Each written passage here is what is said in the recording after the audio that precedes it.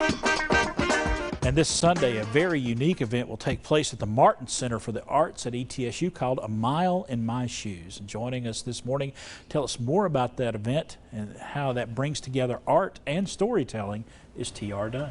How you doing, T.R.? Doing great, sir. How about you? Great. But awesome. Before we get into that event, let's talk a little bit about your organization, 4thirTEEN. 4thirTEEN. 4thirTEEN is it's a youth organization. It's we're under the umbrella of Summit Leadership. Okay.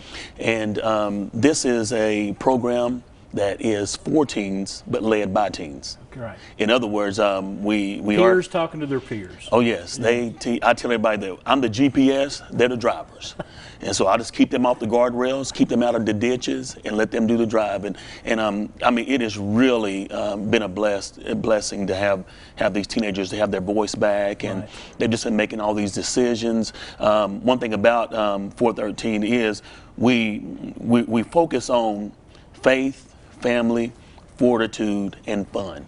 Those are our main values, and they're doing all kinds of things. We label it teens doing all things. All right, very good. So we're excited about that. I'd love to hear that. Yes. You got this event coming up on the 10th. Tell us about A Mile in Your Shoes.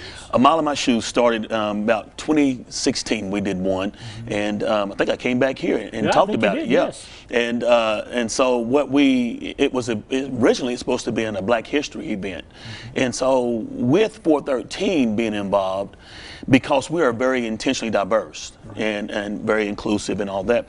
So I thought, well, we can't just make it just about Black history. We want to make it about all history. So we changed it around to say that it's going to be an evening of historical arts and culture through music and through dance, through all kinds of spoken word, skits, everything like that. So we're very excited about this. Ballot and ETSU has come on board, and they said, hey, we want to back you and we want to sponsor this thing and make it happen.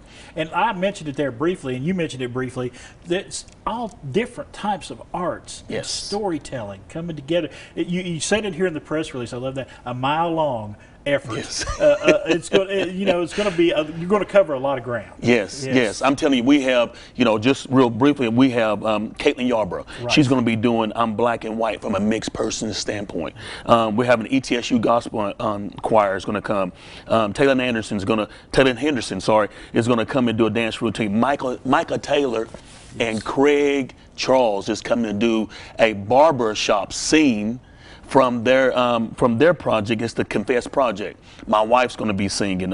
Robbie Hill's going to be singing. We got mimes. We got all kinds of stuff. Langston Group from Science Hill is going to be coming. And guess what? We got a surprise for everybody. What just happened this weekend at Freedom Hall was the orchestra show. We got an 18-piece ensemble from the Johnson City Schools Orchestra that's going to be there as well. There's so much that's going to happen. You got a lot more going on, but we're going to hold on to that, okay? Because you can come back and tell us about it, okay? T.R. Dunn, we appreciate you. Thank you, sir. Hey, let's give you the information right here. A Mile in My Shoes. It is coming up. It's going to be there at the Martin Center. It is a free event. I encourage you to check it out.